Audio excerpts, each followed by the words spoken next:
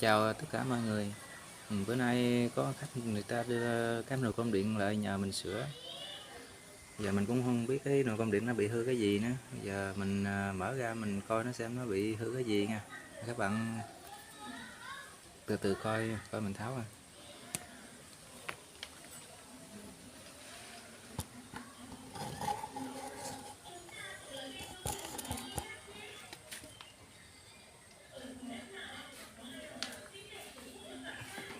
Coi nó bị hư cái gì đây.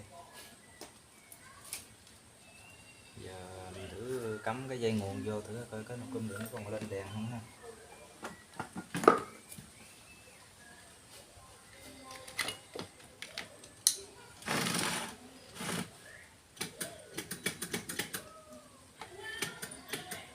Bây giờ nó không có lên đèn nữa. Rồi để mình lấy đồng hồ lên mình đo cái.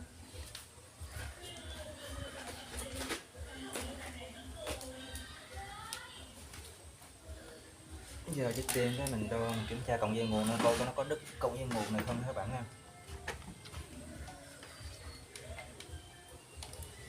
Mình có cái đồng hồ cái mình đo.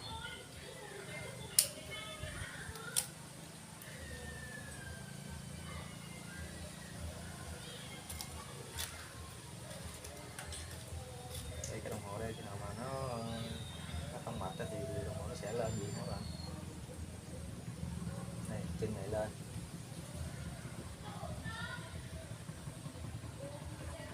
Rồi chân này lên, vậy là cái đầu dây nguồn này không có bị hư các bạn.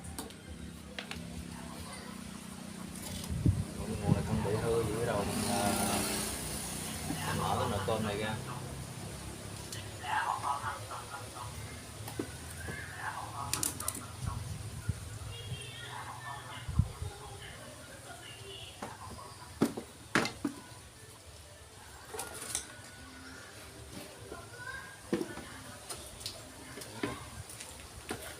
Trà xuống. Giờ mình tháo nắp này ra thôi. Cái đầu mình cái đường mình nại nó lên.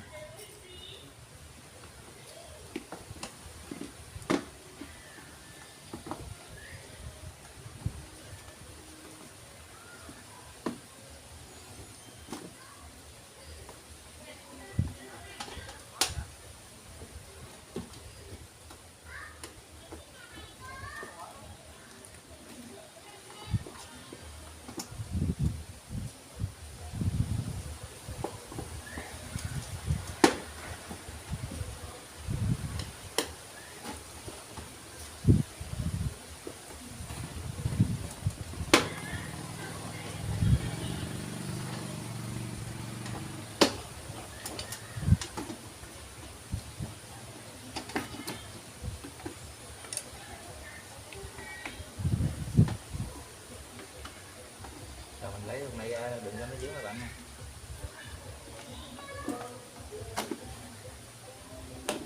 Đó, dưới đít người con điện nó có gì đây. Đây là cái công tắc để mình mở nấu.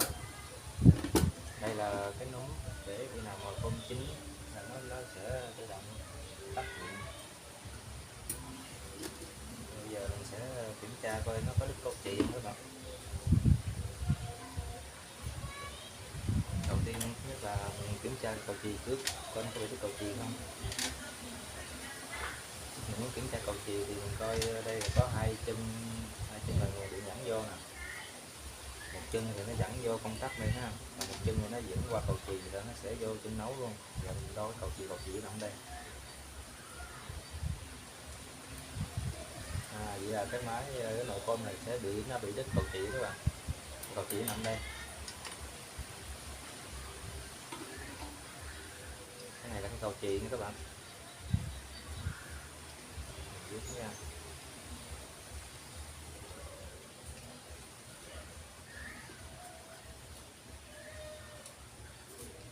Đây, cái này ta kêu là cái cầu chì các bạn. Là cái cầu chì này hiện tại là nó bị đứt rồi nè.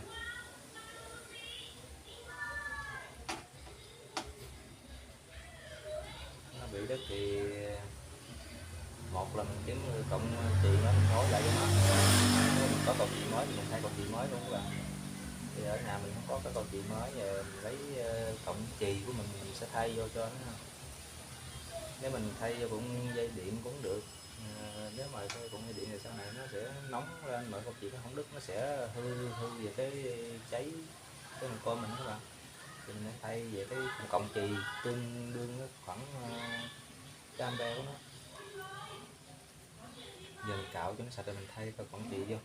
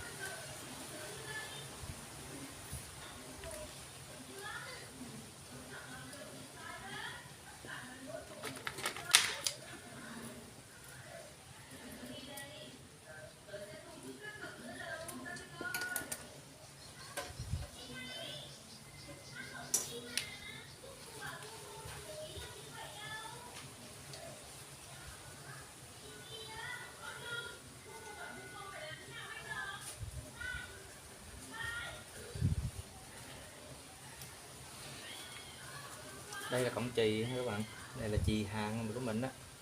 Ở cái này mình lấy khoảng một cọng là vừa các bạn nha. Giờ mình, đầu tiên mình muốn nối nó vô cho nó ăn điện chắc nó không có nóng lên, mình sẽ cạo cho nó sạch đó các bạn.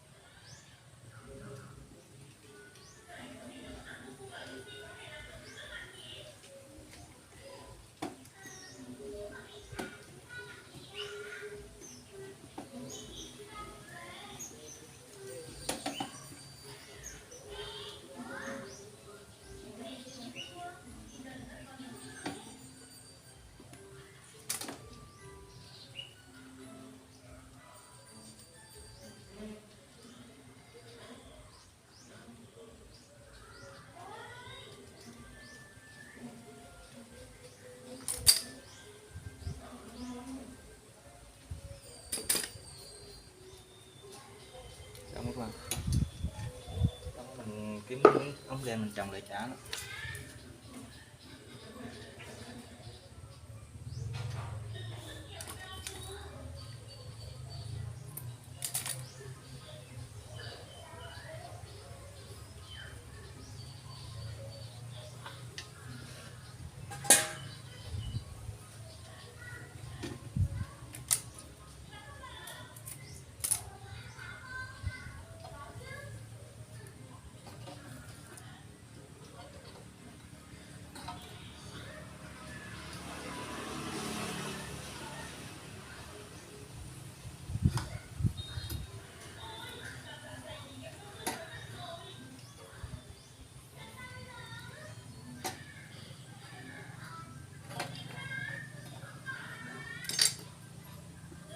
Xong rồi mình gắn vô ha.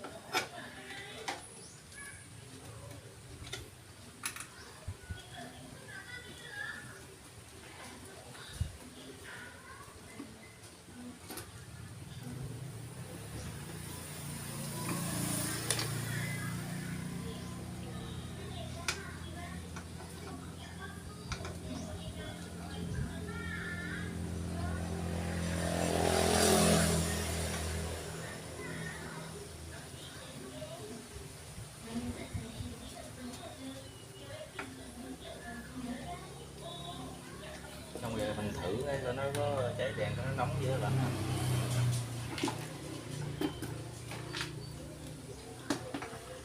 Giờ mình cắm con dây nguồn vô.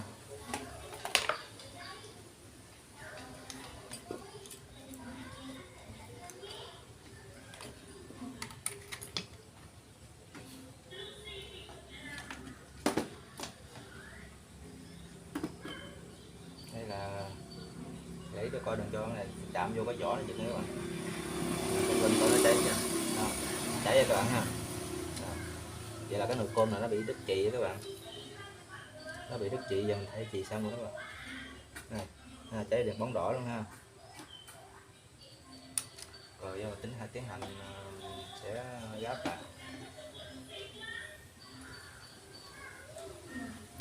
Cái đứt chì này ở nhà các bạn nào nhà có nồi cơm điện mà bị như sự cố như thế này thì mình tự ơn mình thay cũng được, không cần đem ra cái thợ đó các bạn. Làm giống mình cũng vậy cũng được, còn không là mình có ra chợ thì mình mua cái cầu chì mình về mình thủ. Mình mở ra, thứ nhất mình đo cái dây nguồn, coi dây nguồn xong coi dây nguồn nó không hư dây nguồn thì thứ nhất là mình đo về cái cầu chì, cái cầu chì nó có đứt hay không, cái cầu chì đứt thì thay cầu chì.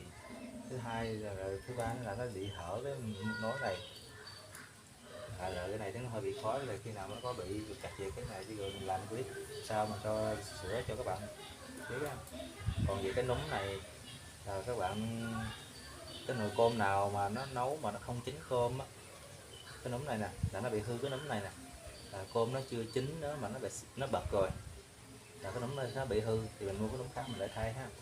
Còn cái này là cái dĩ hâm, cái này là cái dĩ hâm, khi nào mà cơm chín rồi á, nó làm rồi cơm mình nóng lại hoài đó, ở nhà cái dĩ hâm này nó hâm, nó nóng nhẹ, nó nóng hoài, cái này nó sẽ tắt rồi, điện nó sẽ tắt rồi thì điện nó sẽ chỉ có qua cái dĩ hâm này thôi, rồi nó mới chuyền vô nấu cho hâm cái nồi cơm mình cho nó nóng từ đêm tới sáng nó vẫn nóng bình thường.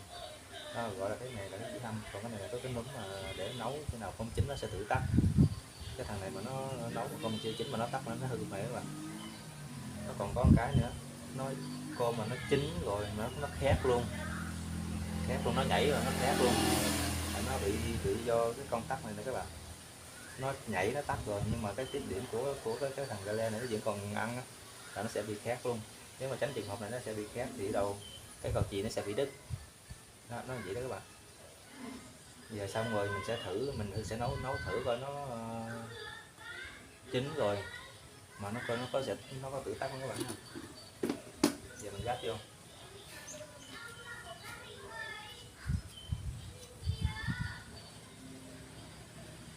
Cái con điện này nó còn một cái cuối cùng nữa là nó sẽ đứt cái ruột là hai cái này nó trong nó có một cái đầu nó nấu đó các bạn.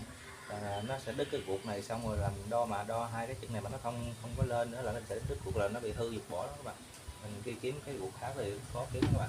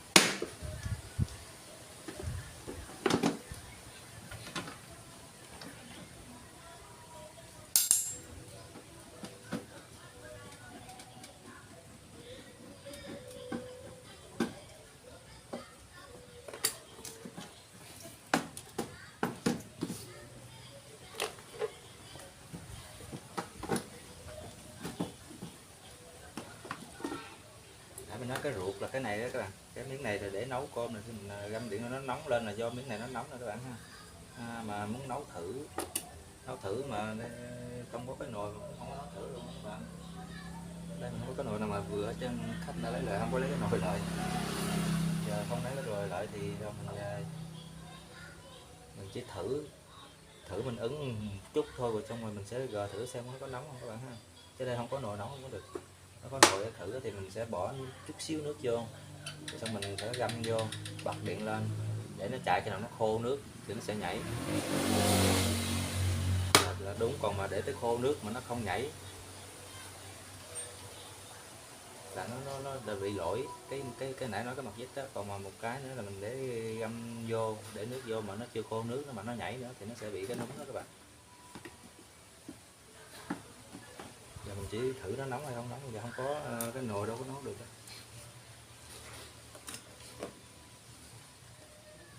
Cái này mỗi thứ mỗi khác, cái nồi của nhà mình không có để thử nấu được. Giờ mình bật lên mình thử khoảng vài 30 giây thôi, 30 giây là nó sẽ nóng rồi.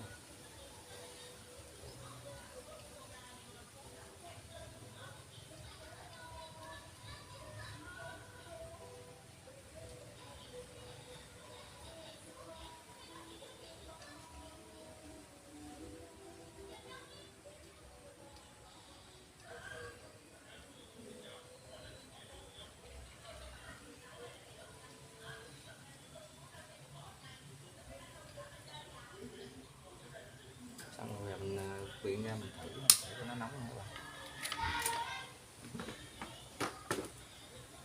Nóng đó các bạn, rất nóng. Rồi vậy là sửa xong cái nồi cơm điện các bạn. Cái nồi cơm điện nó bị đứt cầu chì, mình thay cầu chì các bạn ha.